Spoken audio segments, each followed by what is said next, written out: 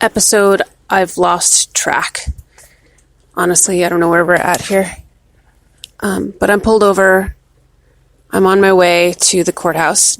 And I thought I keep thinking of things that I want to say while I'm driving. And so I thought it would be safe to pull over and say stuff instead of driving while doing it. So I'm pulled over and it's raining. It's really gross out.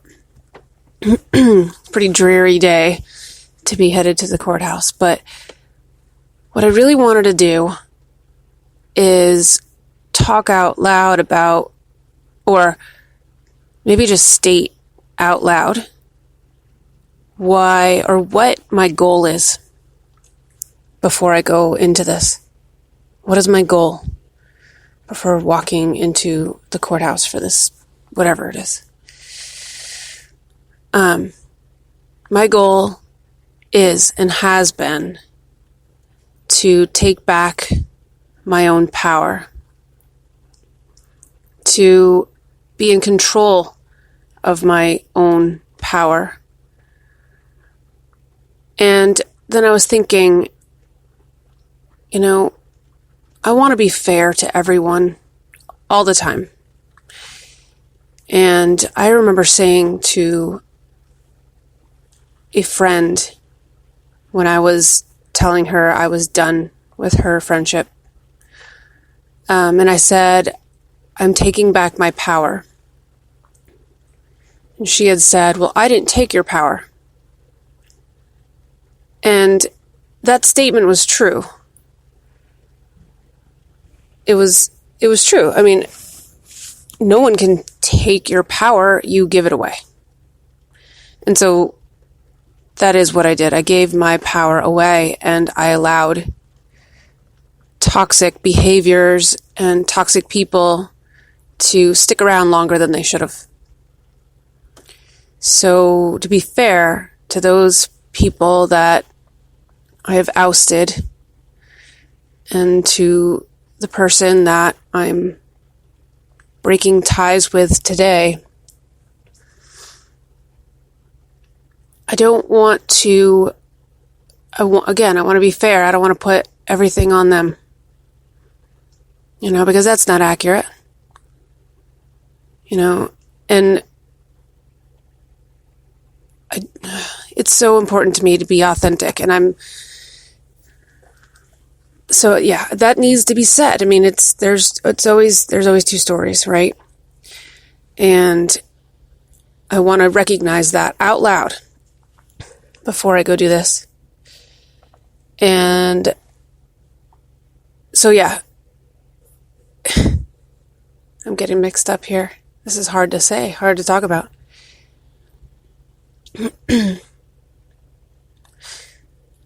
I'm taking my power back and I'm going to be in control of it.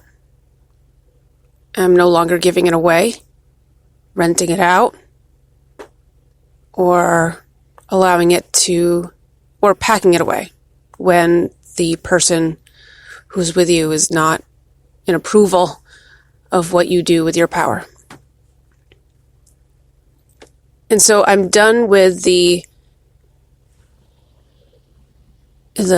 dominance and subordination that tends to happen in relationships. And in my case, in this particular case, the dominance was in his court, and I allowed it to happen, and it got worse and worse and worse. And then when I started taking back my power, everyone was astounded. Like, who am I? What's wrong with you? Who are you talking to? Who's making you act this way? Is what I heard over and over again. Who's making you do this? And then right there is proof that I was doing the right thing. No one was making me do it. I finally decided that it was wrong, and that I needed to do this for me. And all of a sudden, I was a totally different person to them. Shocking. And all the negative things came out that I knew was in their heads, but was never said. For instance, and I'll try to paraphrase here, but this one was one of the most insulting. I've talked about all kinds of things in these podcasts, and one of which is how I made it through my early life and how I survived trauma and survived really tough times and could have been, dead by 19. There are some scenes of my 19-year-old self that, I'm lucky to be here now. And so when I met the person I was with, I was in a really tough spot. And I wanted to improve myself. And so it was in my power, and I chose to go back to school, to go to college, because that wasn't an option for me through my parents. My parents weren't going to pay for my school. My dad he was still alive when I was 19, but he was not available. So I joined the military. I got the GI Bill.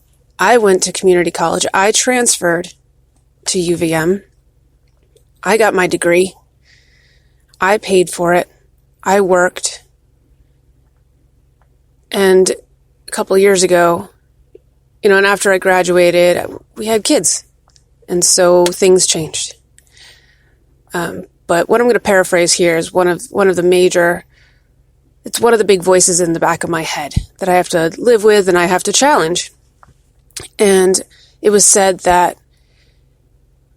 he said, I paid for your degree, and you have proven how worthless it is because you can't find a job that pays you more than $16 an hour. And that was in writing. And I read it over and over again. Do I believe that? Is that true?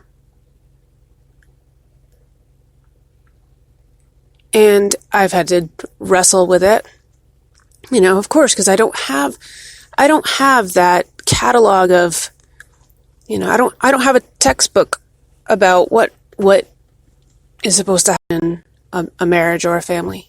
I don't have anyone to look to. And so I had to figure this out on my own. It's something else I had to figure out on my own. Is that true? And it's not true.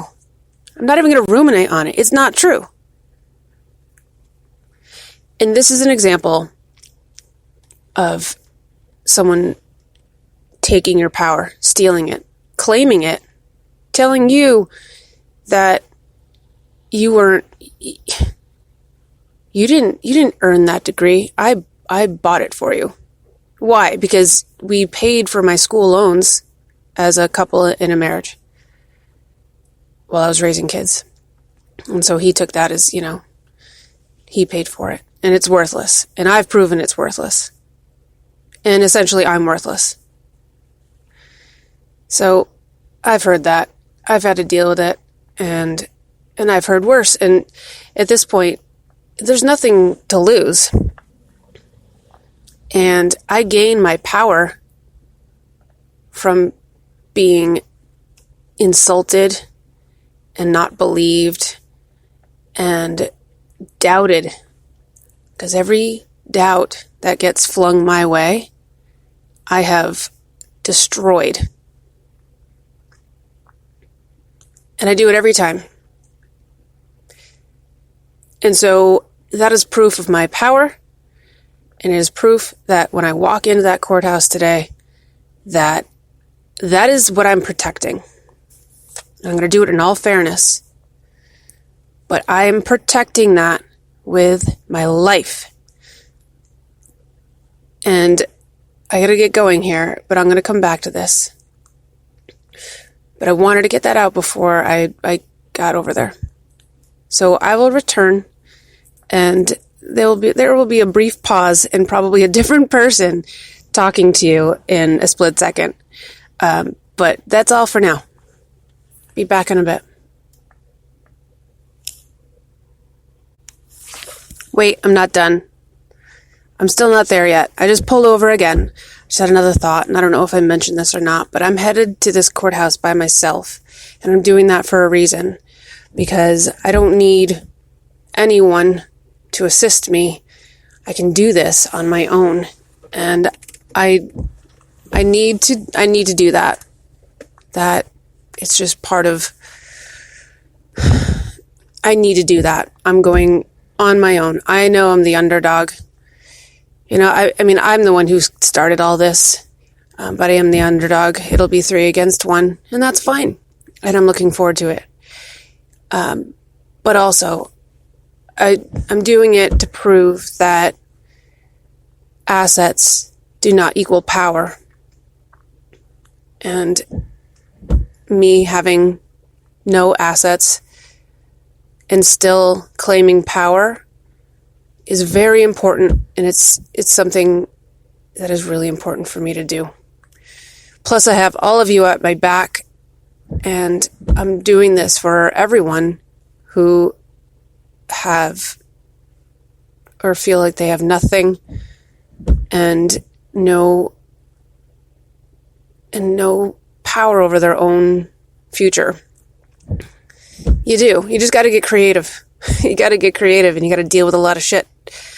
And so, yeah, I'm doing this for me, but I'm also doing it for you and everyone who feels like they're less than anyone else. Not true. Okay, I'll be back. Okay, I'm going to leave this as part 1 and stop the episode so I can go in and just concentrate on what I need to do. Right now, I'm almost there. I'm pulled over. It's pouring rain. It's a really gross day. But I appreciate all the support from everybody, and I'm going to go into this with everything I've got. I'm going to remain open, and I'm going to kick ass when I need to, and take names if I have to. Anyway, so this is part 1.